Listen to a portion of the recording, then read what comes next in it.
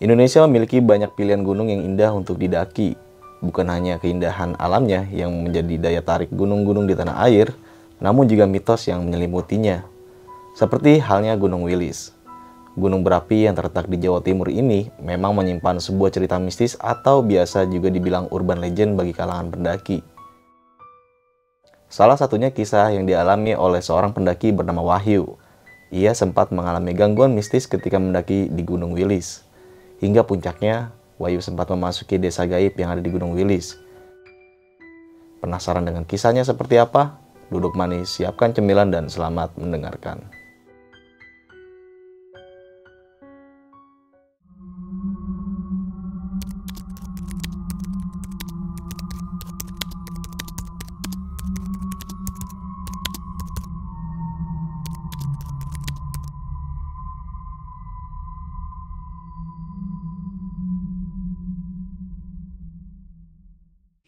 Assalamualaikum warahmatullahi wabarakatuh. Balik lagi dengan gue Indra, masih di besok pagi, dan kali ini gue masih bersama narasumber. Dan bagi teman-teman semua yang menonton video atau cerita narasumber gue kali ini, semoga teman-teman semua diberikan kesehatan oleh Tuhan Yang Maha Esa.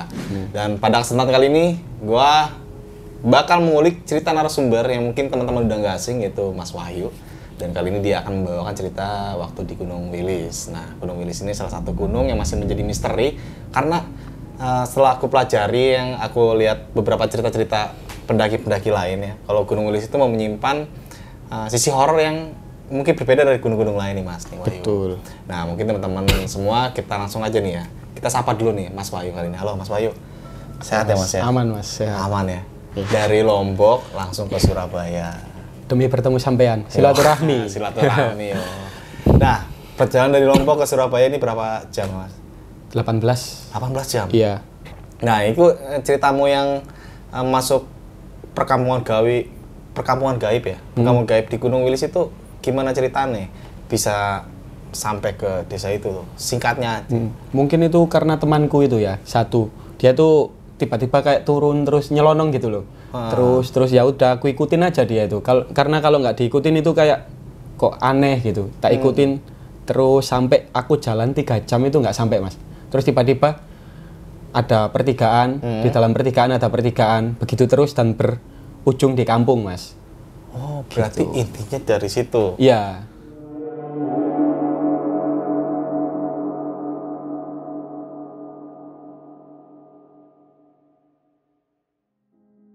Oke, nah bagi teman-teman semua yang penasaran sama cerita Mas Wahyu, jangan lupa disimak terus video atau cerita ini sampai habis, karena di situ banyak banget nanti pelajaran-pelajaran atau sisi positifnya nanti bakal kita dapatkan. Dan jangan lupa juga kunjungi kita di Instagram itu besokpagi.tv, karena di situ banyak banget informasi-informasi tentang pendakian, tentang trip gunung, atau bagi teman-teman semua yang mungkin bingung nih mau naik gunung nggak punya perlengkapan, kita juga menyediakan rental outdoor juga di situ. Untuk lebih jelas detailnya bakal gue cantumin juga di kolom deskripsi. Oke, mungkin kita gak usah berapa waktu lagi kali Mas Wahyu ya. Siap. Dan ini waktu juga udah menunjukkan lumayan cukup malam juga yo. Kita langsung aja masuk ke ceritanya.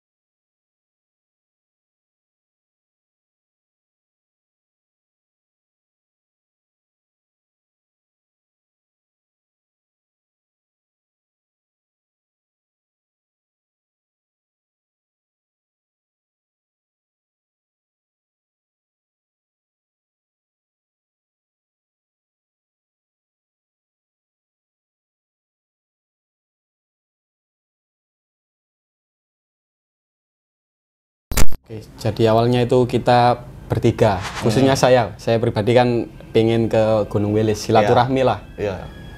Kita buat rencana ini bertiga buat ke Gunung Wilis. Kita juga sudah bawa perlengkapan lah yang menurut kita sudah safety itu. Ada peta, ada kompas, dan alat untuk urgen lainnya lah. Nah itu singkat cerita kita motoran gitu dari Surabaya sampai ke Tulungagung. Kan kita lewat Tulungagung, lewat via Candi Penampian. Oh, oke. Lah itu kita motoran, singkat cerita kita sampai di desa itu. Desa apa? Di daerah Candi Penampian itu. Oke. Lah kita itu tanya orang buat naruh motor sama izin buat naik. Lah itu ketika saya tanya, oh, ini untuk tempat parkirnya di mana Pak? Gitu. Oh itu di atas gitu. Kita sampai di atas di Candi. Dari Candi dilempar lagi. Oh Mas di bawah di rumahnya Pak RT gitu. Kita ke bawah dilempar-lempar lagi. Akhirnya kita kan stres ya. Akhirnya kita naik itu, naik ke atas. Udahlah kita putuskan parkir di kebun. Kebun? Iya motornya 2 motor. Biar nggak apa-apa. Kan sepi. Oke. Motor taruh di atas di tempat kayak penyimpanan hasil panen gitu loh Mas. Ya. Nah dari situ saya lihat peta, lihat oh ini jalurnya ini gini. Sudahlah kita jalan itu Mas. Di hari pertama masih nggak ada apa-apa. Mungkin lihat cuaca itu kok cuacanya aneh gitu. Ketika kita jalan mau masuk hutan kayak hujan, kayak enggak gitu. Pas kita jalan santai, kita nggak ada apa-apa, jalan kok saya lihat makin masuk hutan kok jalurnya kayak kerinci gitu. Ada kayak yang di mau shelter 2 kerinci itu yang akar sambil merangkak-merangkak itu kita sambil bawa keril naik ke atas. Akhirnya kita kesorean kan itu. Akhirnya kita putuskan ngecamp di pos 1 di Watu apa gitu namanya, lupa aku. Di pos 1 itu tanahnya miring. Aku bawa tenda 1 isi 4 natur hike itu. Walah. Yang 4 itu yang gede itu. Yeah. Kan kita bertiga soalnya. Yeah. Situ kita buat jemuran, kita buat campsite di situ, nggak ada apa-apa, aman. Di hari pertama masak, tidur aman. Tapi pas malam, suasananya aku sambil lihat-lihat, sambil tanya teman ini kok hening, kok tenang, kok aneh, kok nggak ada pergerakan hewan atau suara hewan lah minimal krik-krik atau apa, nggak ada, bener-bener sepi. Sunyi gitu. Nggak ada apa-apa ya. Itu kan aku aneh gitu. Terus udahlah biarkan, mungkin ya karena sepi gitu. Iya. Kita istirahat. Besok paginya rencana kita mau ke puncak kan. Dari tempat camp kita cuma bawa perbekalan buat naik, tapi tetap bawa peta juga kan buat ke atas. Naik itu nggak ada apa-apa, kayak cuma 1 jalur. Kita catat koordinat untuk azimut sama back azimutnya itu biar kita tidak tersesat. Oke, itu penting banget ya Mas. Iya, terus kita tandain kan itu di situ, kita titik, oh ini tiap pos tempat kita berhenti kan, sambil kita gambar itu. Selesai kita sampai puncak. Oke. Nggak ada halangan apapun. Sampai puncak kita bersantai-santai, kita ambil foto-foto gitu kan. Di puncak mungkin cuma 30 menit, itu panas di puncak. Awalnya panas, tapi kayak diusir tiba-tiba. Maksudnya Mas? Gelap, tiba-tiba gelap, petir-petir gitu. Oke. Akhirnya kita putuskan untuk turun. Ya udah kita turun. Kita lewati jalur yang sama sesuai koordinat. Kan nggak mungkin bohong kan kalau koordinat. Iya. Turun. Lah, mungkin turun dari puncak jalan 30 menitan lah. Kok tiba-tiba ada pertigaan. Oke. Yang awalnya kita naik nggak ada percabangan jalur sama sekali. Dan di pertigaan itu ada pohon tumbang gini Mas. Pohon tumbang gini, saya masih ingat saya di sini di atas. Lah di pohon tumbangnya di sininya itu yang lurus itu disilang gini, kayak awalnya itu nggak ada pohon tumbang, kok tiba-tiba ada gitu kan. Pas kita sudah kembali dari puncak. Iya. Yang lurus disilang gini, terus ada tanda panah gini ke bawah Mas. Buat turun ke bawah itu. Ini tanda panah itu terbentuk pakai spilok kah? Enggak, kayak pakai pisau. Di gini-gini itu Mas. Di batang pohon itu ya? Ya di pohon besar kok Mas pohonnya. Mungkin seginian pohonnya yang jatuh itu. Iya. Nah itu disilang sama tanda panah turun ke bawah. Lah temanku yang satu ini turun Mas ke bawah, bilang gini, "Lek, itu loh ada petunjuknya, turun ke bawah gitu." Di situ aku masih mikir, enggak, tadi jalannya lurus, koordinatku sudah benar. Ya udah, dia ini sudah tiba-tiba lari turun, nggak mungkin dong aku mengikuti koordinatku tanpa aku melihat temanku. Iya. Pasti nanti hilang gitu. Iya. Tak kejar, lah yang satu ngikuti aku, lari kita ngejar ini anak. Jalan itu kayak muter gini, jalannya itu muter gini terus. Lah kok jalan itu sudah 3 jam, padahal kita naik ke puncak nggak ada 3 jam. Kan nggak mungkin Iya. buat turun itu. Apalagi itu gunungnya bukan gunung berapi kan. Iya. Lah terus di pertengahan jalan ada kayak karung gitu loh, karung yang ditumpuk-tumpuk kayak di desa-desa itu loh. Karungnya warna putih. Aku bilang gini, kamu lihat karung, kemarin kita naik nggak ada karung, coba lihat ke atas. Kita harusnya itu ke tebing yang di atas itu. Tak kasih lihat peta. Des, kita bacanya kan diutarakan dulu petanya. Kompas, ini kompas lihat. Kompas itu muter. Kayak ada medan magnet. Padahal di situ itu nggak ada medan magnet. Oh, berarti di Gunung Wilis ini gak ada medan magnet? Nggak ada. Kompas kayak nggak berfungsi. Ya. Terus aku di situ mikir, wah, kalau kompas sudah kayak gini positif. Kita bukan, kita bisa hilang. Itu hipotesa yang pertama. Hipotesa yang kedua, kita tersesat, gitu. Oke. Akhirnya temanku tak marah-marahi, itu kamu itu makanya kalau nggak tahu di belakang aja, aku yang di depan, aku yang tentukan jalan, kamu tinggal ngikut. Kalau kayak gini gimana? Temanku itu kayak mau nangis, kayak enggak gitu. Tak marah-marahi, ini gara-gara kamu kayak gini. Tapi ya wis, nggak apa-apa. Kamu tak kasih pilihan, kamu turun apa naik gitu. Kalau naik ke sana lagi, kita jalan turun 3 jam. Bagaimana kalau naik? Kita harus sampai di punggungan yang di seberang situ. Iya. Bilang gitu. Temanku pilih, ya udah Lik, turun aja gitu. Kita memutuskan turun, tak tanya temanku, ngikut. Oh ya udah kita turun. Turunlah kita dari tempat itu tadi yang kita sadar kalau 3 jam kita belum sampai tempat camp. Gila. Turun dari situ, gak lama kok ada pertigaan. Loh, kok ini ada pertigaan gitu. Sudah aneh kan. Udah, ini kompas sudah nggak berfungsi, peta otomatis nggak berfungsi. Kita kan nggak tahu di mana. Iya. Kita mau reseksi untuk menentukan titik kita nggak bisa karena waktu itu kayak gelap, terus petir-petir, Turun kayak ya gerimis tipis. Iya. Kan nggak bisa untuk kita reseksi. Setelah itu temanku pilih, kamu pilih mana? Lurus kanan kiri gitu. Apa kita mencar? Aku bilang gitu. Oh, jangan mencar, nanti tambah kepisah, kita nggak tahu kita di mana gitu. Akhirnya temanku bilang, ya udah kita ke kiri gitu. Aku ikutin. Tak kira di pertigaan udah ya, jalan satu. Ada pertigaan lagi. Walah. Begitu terus. Di dalam pertigaan ada pertigaan, coba kita dari kiri kita ambil tengah. Kita ambil kanan gitu. Sampai di satu titik gini bermuara di kok ada kampung gitu. Tapi sebelum itu di pertigaan itu ada kayak model pos, ada kayak yang portal-portal gitu loh, portal-portal batas kayak kebun sama hutan gitu loh. Dari situ kita dengar musik. Musik apa, Mas? Musik Jawa gitu loh, jelas banget. Gitu kita tengok-tengokan sambil main mata gini. Apa ini gitu? Gimana ini? Terus temanku sudah kayak mau nangis. Itu kayaknya kalau di jam itu kayak sudah jam asar gitu. Kita lihat kok sudah asar gitu. Terus ini gimana? Terus musik itu kenceng banget kayak deket. Terus dari situ aku kok dengar suara air. Bentar-bentar, dengar gitu. Kamu dengar air nggak? Kita diem. Oh iya aku dengar air. Terus aku turun dulu, tunggu di sini. Kok di bawah kok ada air terjun gitu. Lah kok ada air terjun ini di mana gitu. Akhirnya kita, yaudah ini gimana gitu. Itu masih ada pertigaan. Dan aku milih untuk jalur, aku mikir ke kanan. Kalau ke kiri nanti kita jatuh ke air. Milih ke kanan agak ke atas. Sampai pada akhirnya kita keluar dari hutan. Anehnya biasanya kan hutan, kebun, desa. Benar. Itu hutan langsung desa gitu. Nggak ada kebun. Langsung desa. Pas kita turun dari kayak hutan itu keluar gini langsung ada banyak orang gitu.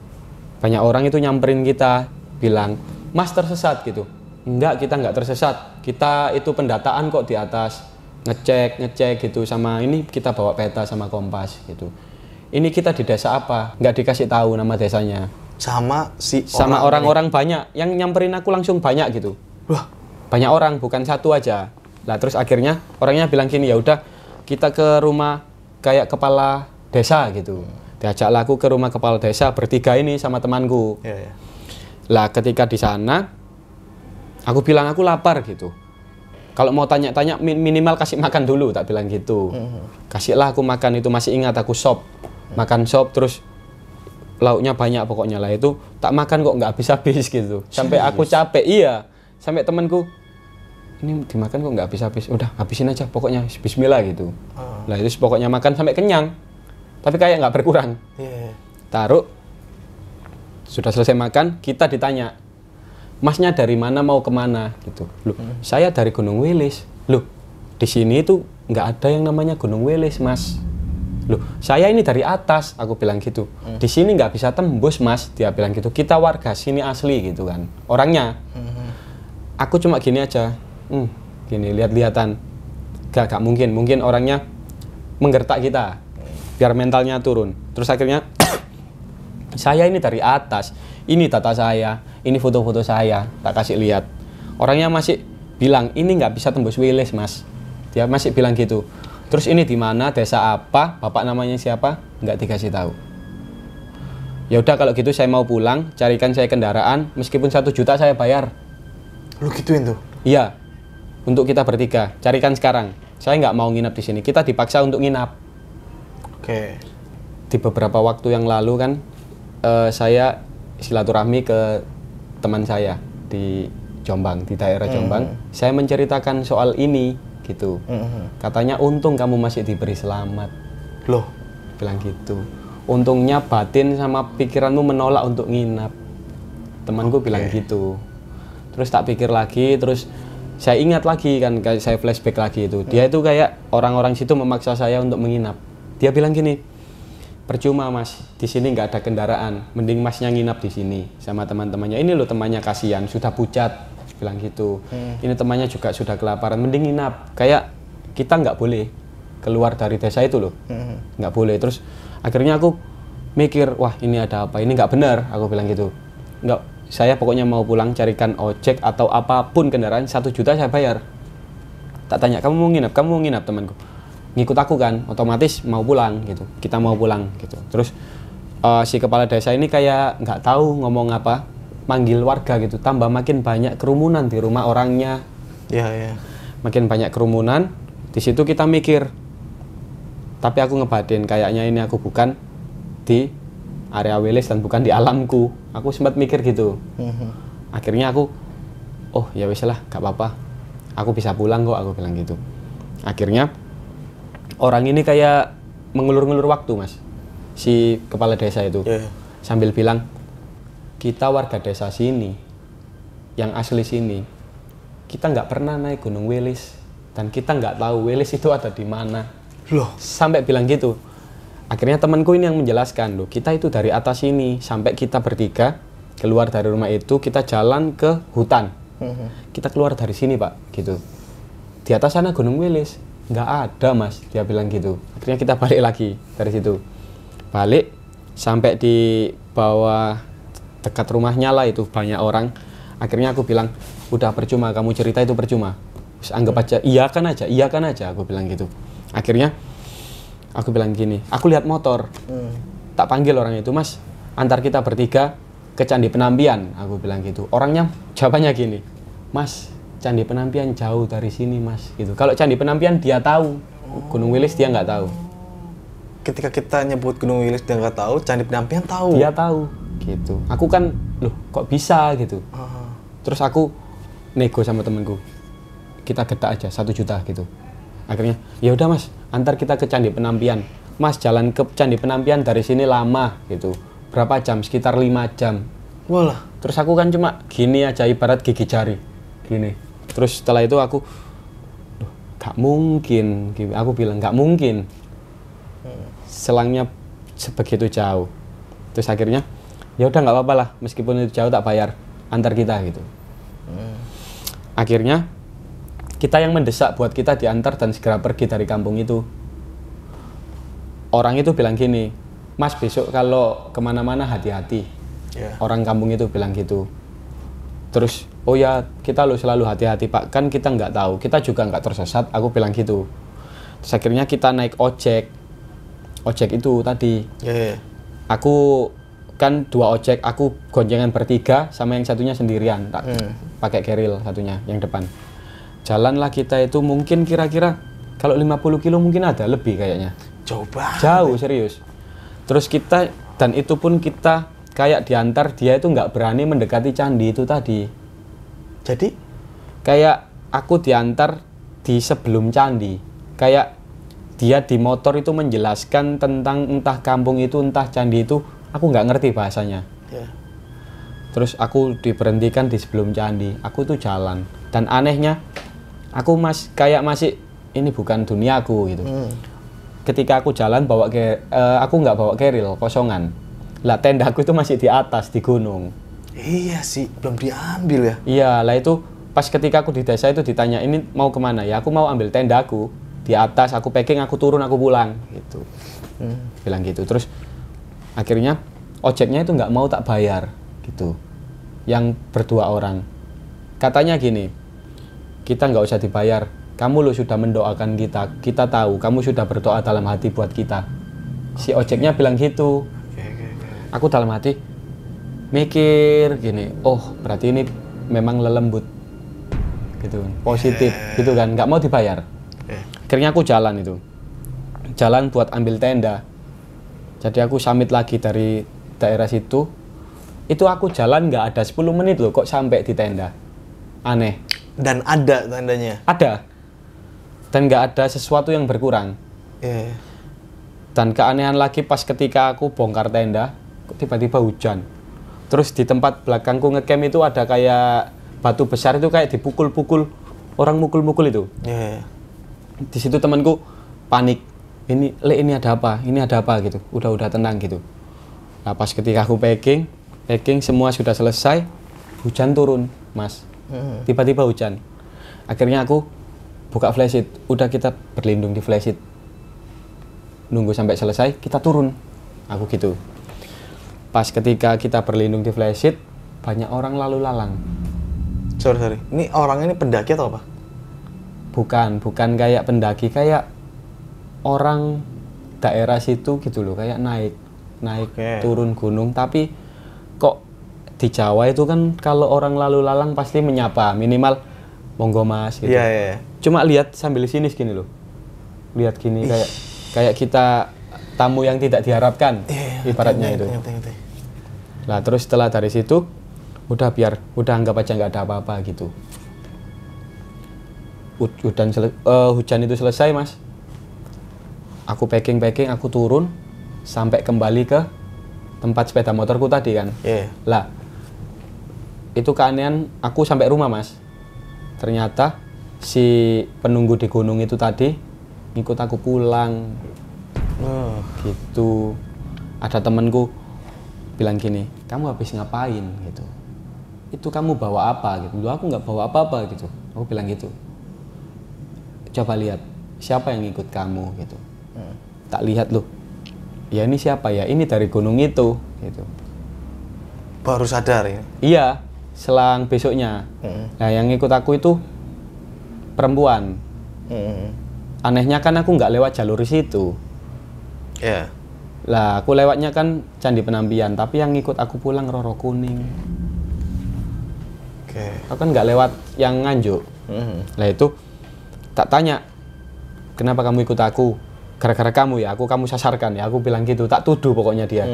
Enggak, kenapa kamu ikut aku pulang? Aku pengen ikut kamu pulang karena kayak auramu sama aku itu kayak satu frekuensi gitu. Jadi aku ikut, aku nyaman sama kamu. Enggak, aku enggak pengen punya pengikut kamu pulang. Dia nggak mau pulang sampai 7 hari.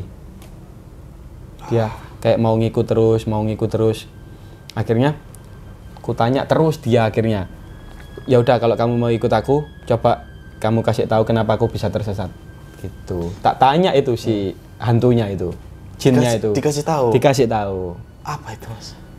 Dia bilang, kamu naik pas hari sembahyang. Dia bilang gitu. Hari sembahyang. Sembahyang, tapi aku nggak lihat siapa yang sembahyang. Nggak ada orang sembahyang. Bahkan di candi. Aku mikir, oh mungkin yang sembahyang mereka. Lah, tempat kamu ngecamp, tempat orang buat sembahyang. Gitu. Terus tak tanya, berarti masa sembahyang nyembah batu? Aku bilang gitu. Kan kita di Nusantara, dia bilang gitu. Kita punya keyakinan masing-masing gitu. Dewa siapa gitu, nggak tahu, lupa aku. Lah terus dia menjelaskan, terus aku kok bisa ada pertigaan, terus ada kampung, itu gimana? Siapa yang itu di batu itu? Ya itu memang sengaja kita buat biar kamu tahu di situ ada desa. Dia bilang gitu. Oke. Biar kamu itu tahu di Wilis itu isinya ada ini. Bukan hanya pendakian, bukan hanya orang bertapa, tapi di sini juga ada sisi lain kehidupan kita. Dia niatnya ngasih tahu kita, ini kita kehidupannya seperti ini gitu. Di situ kayak ada ya wisata, anggap aja kayak gitulah. Dia ngasih tahu gitu. Terus tujuanmu itu apa? Kok ngasih tahu aku ini? Biar apa gitu? Aku nggak mau gitu. Ya duniamu duniamu, duniaku duniaku. Kan aku juga nggak mengganggu kamu. Terus kenapa aku yang kamu pilih? Karena kamu yang peka. Dia bilang gitu. Terus kalau kayak gini gimana gitu? Terus aku kemarin kan juga kalau gitu kan temanku juga ketakutan. Kamu kok kayak gitu? Kalau niatnya kamu mau nunjukkan, kamu keluar kamu bilang gitu, tantang gitu. Kenapa nggak gitu? Ya kalau kayak gitu kan kamu takut. Aku nggak takut, aku bilang gitu. Terus akhirnya setelah dia ngasih tahu di desa itu ternyata kayak cikal bakal awal terbentuknya desa di kaki Gunung Wilis yang daerah Penampian itu tadi. Dia bilang gitu. Di situ dia bilang di Wilis juga aku menyimpan sebuah pusaka, dia bilang gitu. Dikasihlah tahu itu aku ini punya siapa gitu. Pusaka itu buatan manusia, bukan buatan jin, aku bilang gitu. Cuma kalian ikut tinggal, makanya dia tidak terlihat. Dia bilang ini kayak dari kerajaan Brawijaya, dia bilang gitu. Wih lama sekali, aku bilang gitu. Aku ditawari ini buat kamu, ini hakmu, bukan hakku, aku bilang gitu. Ya udah, aku nggak mau berhubungan sama kalian, udah kamu pulang, aku bilang gitu. Terus setelah itu ada temanku, kita jadi bertiga gini. Ini satunya jin, kita ngobrol. Terus setelah itu gimana? Akhirnya dia nggak mau pulang, kita pulangkan dengan cara paksa. Gitu. Pakai apa? Jadi kita berdua ada kayak ritual lah gitu. Kita bakar hiu buat wewangian untuk sunnah kan di agama Islam. Terus kita bacakan doa, ada kayak sholawat juga kan buat biar kita aman lah istilahnya gitu. Sapu jaga juga ada doanya. Kita pulangkan pakai bantuan kodam gitu, kodam kita. Akhirnya dia pulang, aku dibilang gini sama temanku, kamu besok-besok kalau naik Gunung Wilis lagi, jangan pas hari sembahyang ya mas, aku tahu, aku bilang gitu. Jadi dari itu tadi yang bisa tak ambil pelajarannya kayak, oh ternyata hari sembahyang itu kita nggak boleh naik gitu. Hari sembahyang ini maksudnya hari sembahyang jin itu ya? Iya gitu. Karena bukan kayak jinnya di situ bukan kayak Islam gitu, kayak masih Hindu Buddha, masih kayak gitu-gitulah. Di situ sih mas. Ini kejadian di tahun berapa sih? Tahun 2018, itu sepulang saya dari Kerinci. 2018? Iya. Ini naik bersama 3 orang? 3 orang. 3 orang termasuk saya mas. Yang ajakin pertama ke Gunung Wilis ini siapa? Saya. Tapi tahu tentang sudut keangkeran Gunung Wilis itu seperti apa? Tahu, sudah tahu. Di situ kan di kaki Gunung Wilis itu ada salah satu kampung nenek saya di situ. Dekat lah sama situ. Gitulah. Itu pas kita ke nenekku dulu, kita pamitan. Nenekku malah bilang, "Jangan naik Gunung Wilis." Gitu. Loh kenapa? Wong kita kepingin naik, ya udah naik aja. Udah aku naik, aku berangkat gitu sih. Ternyata ada itu. Setelah aku ceritakan, nenekku juga mengiyakan. Tuh, di situ memang. Dan ini baru pertama kali lu alamin di Gunung Wilis ini. Pertama kali. Satu perkampungan itu. Iya itu. Nah kalau boleh tahu di perkampungan itu tuh orang-orangnya itu gambarannya seperti apa yuk? Orangnya kayak kita biasa, cuman mungkin perbedaan warna kulit sama kayak suasananya lebih kayak dinginnya dingin kematian gitu loh. Terus untuk warna kulit orangnya itu kayak pucat keabu-abuan. Terus bibirnya itu kayak putih abu-abu. Gimana gitu. Pokoknya pucet tuh ya. Orangnya pokoknya nggak seger orangnya. Gitu. Terus kayak bau bangkai, terus ada kayak wewangian tapi bukan dupa gitu. Nah, kan lu disamperin ke tempat RT nih. Nah, RT itu lu suruh makan. Iya, disuruh Yang tadi makan. lu jelasin makan nggak habis-habis ya kan. Nah, sadar dong. Sadar. Nyikapinnya gimana? Gitu.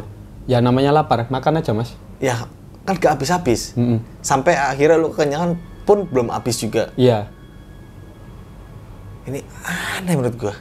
Tapi gak apa-apa mas, namanya lapar mas. Iya. Iya. Ngerti aku ketika lapar ya makan. Nah, ketika makan udah kenyang kok nggak habis-habis ini kan menjadi tanda kutip tersendiri gitu. Iya, harusnya mas. Ya kan? Ada pertanyaan nggak sih ke Pak RT tersebut atau kepala ada tersebut, kok ini makan nggak habis-habis gitu? Enggak tanya mas. Cuman orangnya itu pas ketika kita makan itu kayak aku lihat mimik wajahnya sambil gini kan, ngode ke temanku makan gini.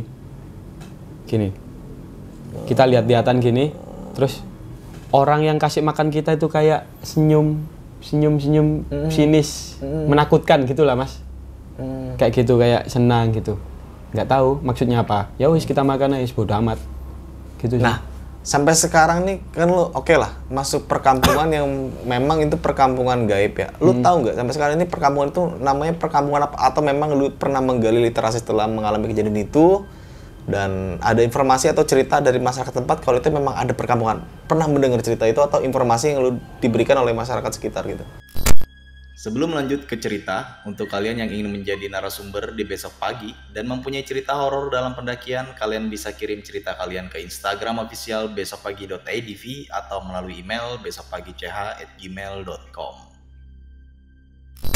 Nggak ada, itu waktu kan saya tanya-tanya itu nama desanya, nama orangnya, ini daerah apa, itu bener-bener kayak dijaga gitu. Oke. Kerahasiaannya itu. Terus setelah pas kan saya pulang itu saya cari-cari informasi ke teman-teman yang pernah naik ke daerah sana, ternyata nggak ada yang pernah naik lewat daerah sana. Terus saya juga browsing-browsing kan, atau kampung atau apa itu. Terus saya kan masih penasaran. Selang 1 minggu saya berangkat lagi. Serius, saya berangkat lagi. Sendirian, tapi bukan buat naik gunung, buat nyari itu desa. Oke. Gitu. Saya masih ingat jalannya kan, jalan pas waktu saya diantar ojek itu. Saya motoran, di situ saya tanya orang kampung, Pak, di sini ada desa yang dekat air terjun, yang ketua RT, saya sebutkan ciri-cirinya karena saya kan nggak tahu itunya kan, nggak ada mas di sini juga nggak ada air terjun, dia bilang gitu. Terus aku, oh iya ya, terus aku tanya, di sini pernah ada nggak pak yang naik gunung lewat sini? Ya pernah ada mas, tapi ya mungkin anggap aja 1 tahun cuma 4 kali gitu, dia bilang gitu. Berarti kan sepi gitu. Di jalur itu ya? Iya, jalur itu sepi. Terus di sini juga nggak ada mas namanya pos perizinan, tempat parkir, ini itu masih nggak ada mas di sini. Jadi kalau mau naik ya naik aja gitu. Tapi ya resiko tanggung sendiri gitu. Bahkan hilang sampai berhari-hari atau mungkin nggak ditemukan, jasadnya ditanggung sendiri gitu? Iya, karena di sana kan masih belum ada pengelolaan kan, yang lewat jalur penampian ini waktu itu. Nggak tahu kalau sekarang. Nah, sampai pada akhirnya lu nggak menemukan desa itu nih? Nggak menemukan, dan info pun nggak ada. Hilang begitu aja udah berarti? Iya, gitu. Anehnya itu, kok saya tanya nggak dikasih tahu, minimal kasih tahu nama lah, atau ini apa gitu. Tapi pas si jin yang mengikuti saya tadi tak tanya, dia bilang ini cikal bakal terbentuknya desa di kaki Gunung Wilis yang lewat penampian. Dia bilang gitu. Kayak kenapa gitu, memilih jalur lewat situ yuk? Kan lu tahu tersendiri nih, kalau jalur itu tuh memang jarang didaki, atau bahkan jalur itu tuh ya termasuknya nggak dibuka untuk jalur pendakian atau umum ya, cuma dilalui oleh warga lokal. Kenapa memilih jalur itu? Karena waktu itu saya berpikir kalau lewat Nganjuk kan ya, itu kan umum, rame. Saya mikirnya, wih ini pasti rame, karena kita naiknya weekend. Kan saya pribadi nggak terlalu suka rame kan orangnya. Nggak suka keramaian. Iya, enak sepi-sepi atau ya ada orang tapi nggak terlalu padat gitu kan. Makanya milih jalur itu di situ tadi. Dan anehnya itu tadi di situ kompas itu nggak berfungsi gitu. Yang tadi sempat bilangin juga kalau di Gunung Wilis itu nggak ada medan. Nggak ada ya. Jadi ya percuma bawa kompas loh. Iya gitu, kayak sia-sia gitu. Ya nggak sia-sia sih, cuman ya mungkin ya beda dimensi atau apa gitu kan, mungkin itu sih. Gokil juga ya. Gimana tuh teman-teman lu yang ngikut pendakian pada saat itu menanggapi hal yang lu alamin di Gunung Wilis? Pas pulang itu tak tanya, kemarin kamu lihat apa, terus gimana perasaanmu pas kemarin. Lah temanku yang depan sendiri itu, ya aku takut, Lek, kok aku jalan ya aku mau bilang salah tapi aku kok ya nggak berani gitu. Aku mau takut kalian ngedon, gak apa-apa bilang aja, aku bilang. Terus kamu lihat apa? Ya aku itu jalan itu kayak nggak tenang, tapi kok kayak ada yang tak ikuti di depan. Temanku bilang gitu, kayak ayo sini sini gitu, kayak gitu, kayak dibimbing gitu. Si temanku yang depan itu. Nah temanku yang belakang ini, kamu gimana? Kamu lihat atau merasakan apa? Ya pokoknya aku ngikut yang depan, karena kalau aku nggak ngikut aku mati. Pokoknya aku pasrah gitu. Temanku yang belakang. Sampai segitunya? Iya udah pasrah gitu. Temanku yang depan cuma gitu aja, kayak digiring gitu. Ya otomatis posisi aku di situ yang mengasuh kan ya. Otomatis aku ngejar yang depan. Terus ketika aku ambil sudah sampai lah di itu tadi, sampai akhirnya aku kan trekking lagi buat ngambil tenda. Sambil buka flash tadi, kan teman aku tak tinggal itu, aku ngecek jalur. Sampai titik pertigaan, nggak ada pertigaannya. Belas kan ada. Cuma satu jalur sampai puncak. Nah, berarti yang lo lewatin pertigaan ini emang gak ada pertigaan. Nggak ada. Jadi kayak lu cuma hanya disesatin aja itu. Diarahin ke salah satu perkampungan yang entah itu perkampungan memang nggak ada. Nggak ada ya. Nah nah tadi lu sempet bilang juga, kalau temen lu tuh bilang untung aja lu nggak nginep di desa itu.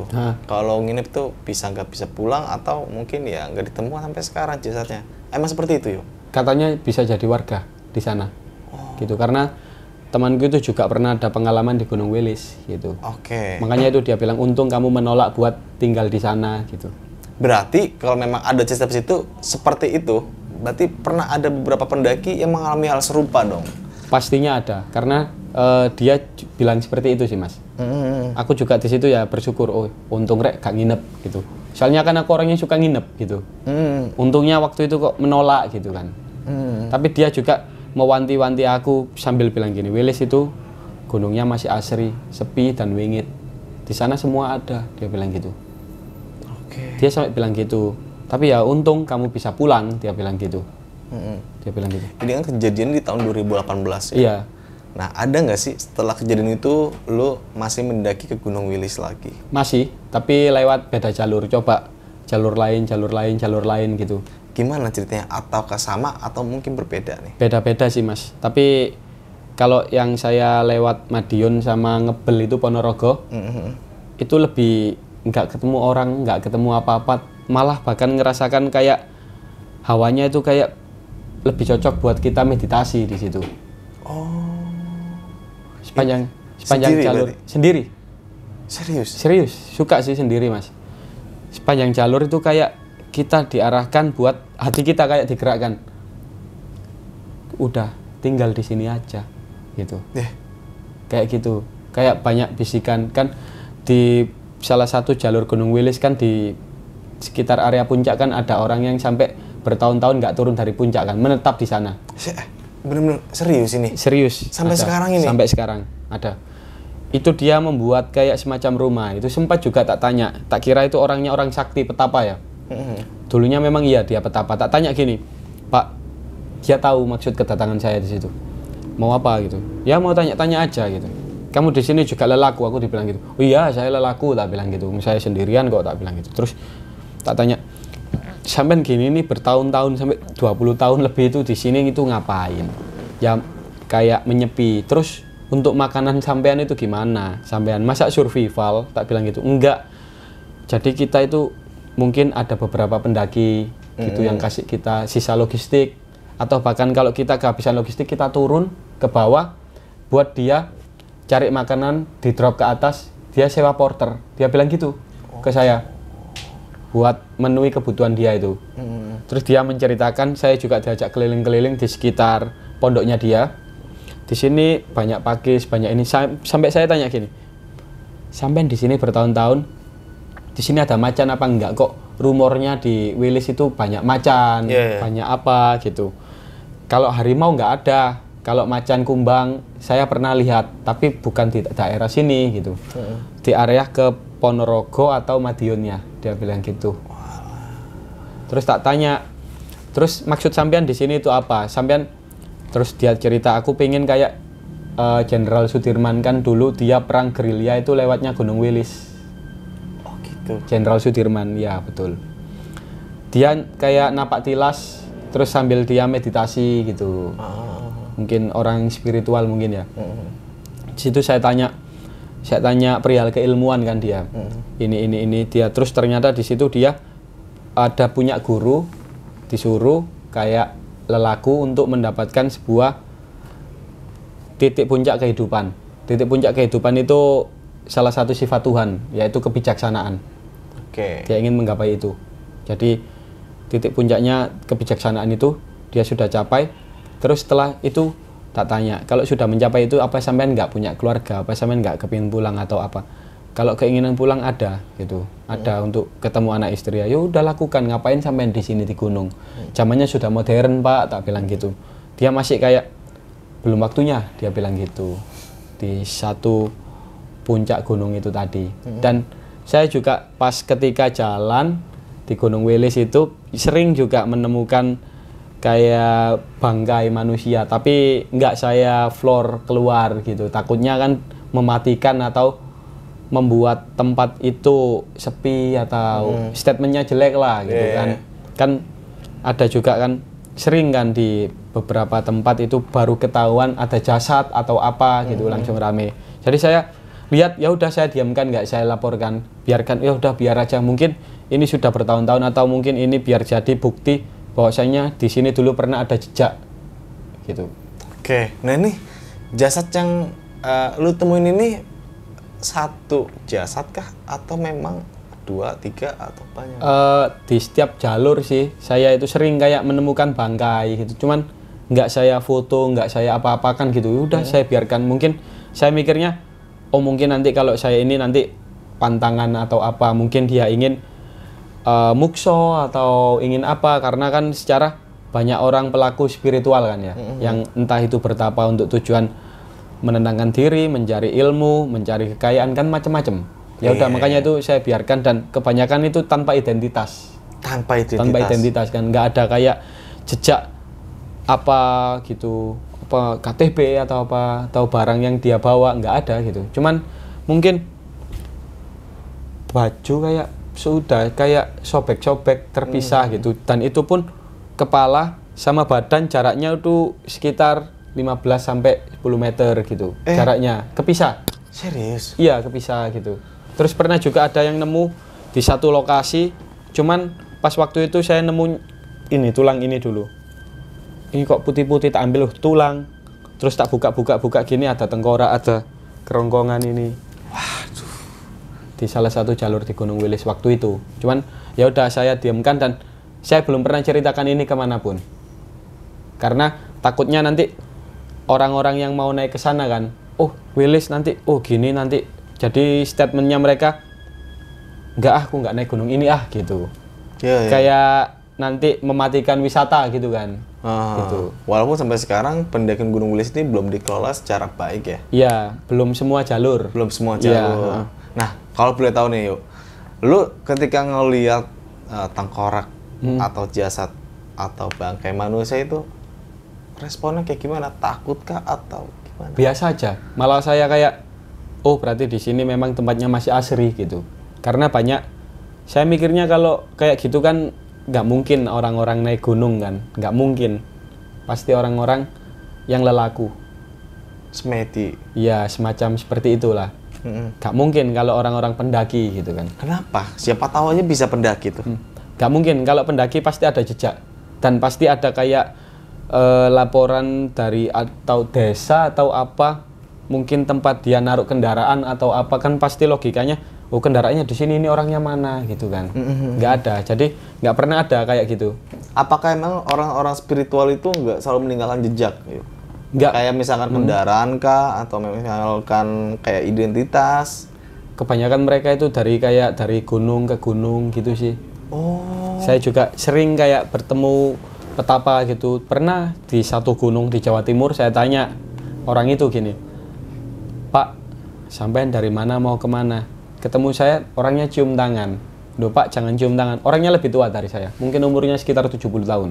Loh, kenapa emang? Loh Pak, jangan cium tangan. Dia, enggak, saya harus gini, adatnya seperti ini. Tak tanya, ternyata yang dilihat dia dari segi dia itu dan bukan 1-2 orang, dan teman saya juga yang dari yang saya sewan tadi ke daerah itu tadi juga bilang saya ada kayak keturunan dari kerajaan. Sampai saya bilang gini, keturunan kerajaan kok nggak kaya Pak, tak bilang gitu, kok duafa gini, saya bilang gitu. Terus teman saya dan orang itu menjelaskan dengan hal yang sama, keluarga kerajaan dibagi beberapa bagian Mas. Ketika zaman penjajahan, perang atau pertumpahan darah, keluarga kerajaan diungsikan ke hutan. Dan ketika diungsikan ke hutan untuk agar dia bertahan hidup dan dia hidup, agar dia punya penerus. Tapi status kebangsawanannya itu dicabut biar dia aman. Dia bilang gitu. Si petapa bilang, kayak terahnya sama saya lebih tinggi saya, makanya dia cium tangan ke saya. Bakal kan di Jawa kan nggak etis Mas ya. Tuh orang tua cium tangan ke yang muda. Nggak sopan ya. Nggak usah Pak gitu. Terus tak tanya, sampean dari mana? Saya habis meditasi cari taring sama kuku macan. Dia bilang gitu. 40 hari dia bertapa di gunung itu. Di gunung itu, coba lihat Pak gitu. Dikasih lihat ke saya kayak bungkusan putih sama satunya di daun gitu Mas. Dia taring macan sama kukunya. Serius? Seriusan dilihat. Terus tak tanya, ini fungsinya apa? Dan yang beli siapa? Dia bilang, fungsinya untuk kebijaksanaan Mas, untuk biar orang melihat itu berwibawa. Biasanya yang beli orang-orang buat yang mau menyalonkan gitu. Ya, mau naik jabatan. Ya, gitu. menyalonkan buat jaga diri, pagar dan lain-lain. Terus tak tanya, ini macannya macan beneran apa macan gaib Mas? Tak bilang gitu. Macannya macan beneran. Kita ambil dari macan yang matinya mati tua gitu. Oke. Mati lah. Di gunung ini ada portal, suatu portal gaib yang menghubungkan Jawa dan Sumatera. Dia bilang gitu, bahkan Bali.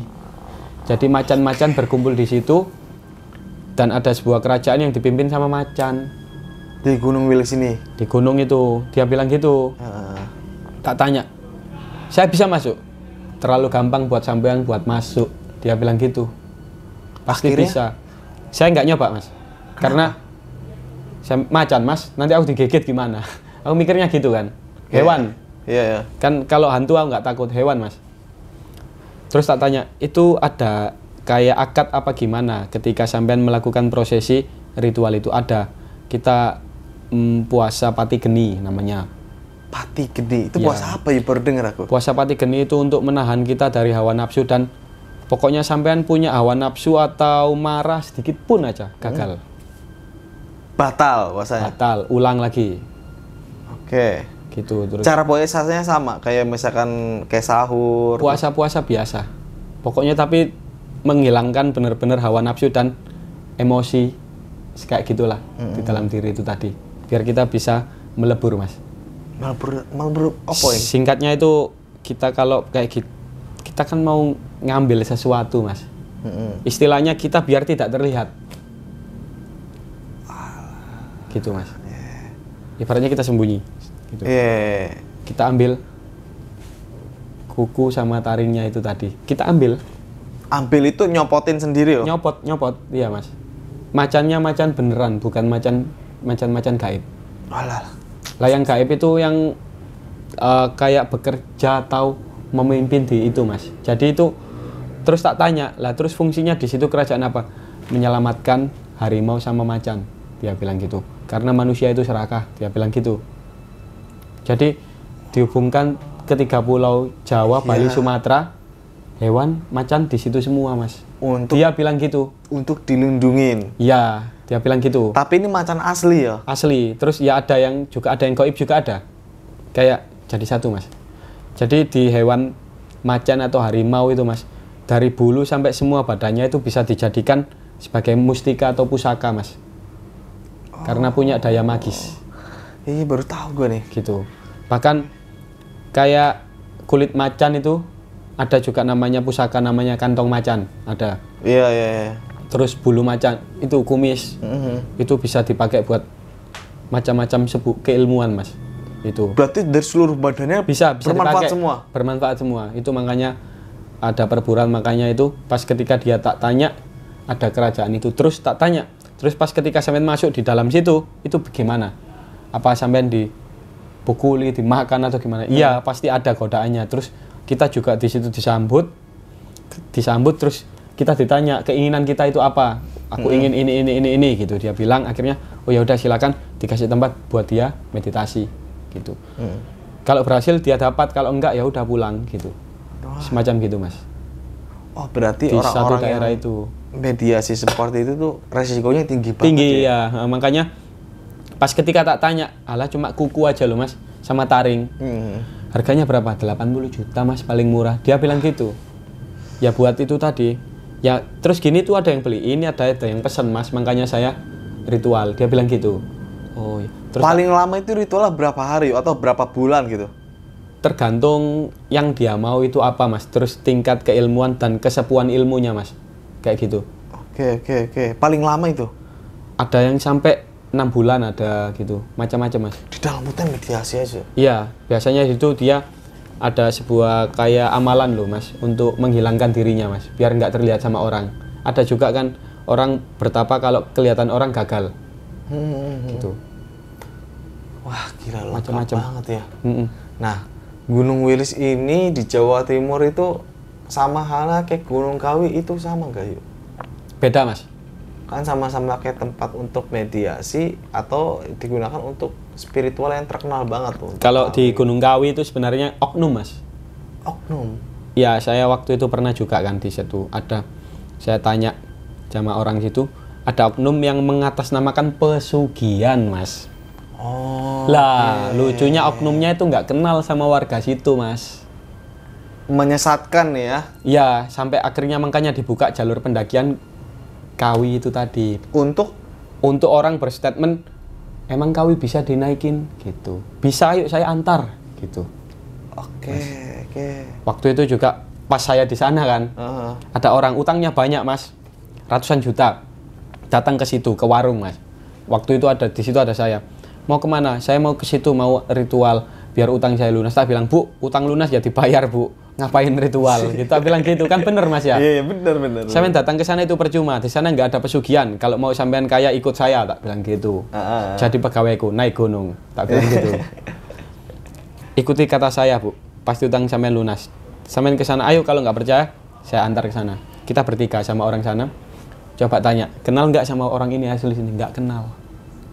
Di sana memang ada tempat kayak makom mas namanya mas. Iya makom. Ya itu di situ nggak ada tempat pesugihan di Kawi itu, banyak ya oknum yang mengatasnamakan kayak kita deposit ibaratnya nanti wah gini, ternyata nggak ada mas. Oh ternyata itu di Gunung Kawi itu kebanyakan oknum. Ya walaupun betul. memang ada tapi kebanyakan oknum. Betul. Oke ini tapi juga magis sih di sana mas. Iya, Tapi bukan magis. untuk pesugihan. iya, dan itu hal-hal statement jelek tentang Gunung Kawi itu hanya ya dicerminkan oleh beberapa oknum yang menyesatkan beberapa orang ya. Iya, mencari keuntungan. Mencari keuntungan ujung-ujungnya. Oke nih Mas Wahyu, terima kasih banyak ya. Sampean udah mau berbagi cerita lagi di Gunung Wilis, sampai panjang banget nih menjelaskan tentang sisi dari spiritual sampai kayak tadi keilmuan juga. Nih gue juga baru tahu nih, kayak dapat informasi baru atau cerita baru dari lu nih Mas Wahyu nih. Nah oke, sebelum kita mengakhiri cerita nih Mas Wahyu, punya pesan-pesan gak sih Mas buat teman-teman semua yang menonton video lu kali ini, terkhususnya dalam cerita lu yang tadi lu bawakan tentang di Gunung Wilis itu? Ada sih mas. Jadi lebih ke hormati adat yang ada di situ, tetap jaga sopan santun. Yo. Jangan merasa bahwasanya kita, oh aku bisa gitu, jangan gitu. Karena itu yang dibenci sama mereka gitu. Itu aja sih. Oke, ini penting banget ya. Sekali lagi adat dan sopan santun dimanapun kita berada itu harus kita jaga ya. Betul. Nggak cuma di gunung aja, mungkin di tempat-tempat lain lah, baik itu di sekolah, di kantor, di rumah, di tempat apapun itu, hal itu harus perlu banget kita jaga. Oke nih Mas Wahyu. Siap. Sekali lagi gue sangat berterima kasih banget udah datang jauh-jauh banget dari Lombok, datang ke Surabaya untuk menceritakan pengalaman pendakian horornya waktu di Gunung Wilis. Dan itu cerita sangat lengkap banget tadi di sisi dari pendakiannya juga, tentang spiritualnya juga, bahkan tentang ilmu-ilmu yang mungkin gue masih awam banget gue dapatkan cerita dari Mas Bayu kali ini. Dan bagi teman-teman semua yang menyimak video kali ini, semoga bisa mengambil sisi baiknya dan bisa menjadikan pelajaran semua bagi teman-teman semua. Dari gue Indra, saksikan video-video berikut dari Besok Pagi. Kurang lebih mohon maaf. Wassalamualaikum warahmatullahi wabarakatuh. Waalaikumsalam.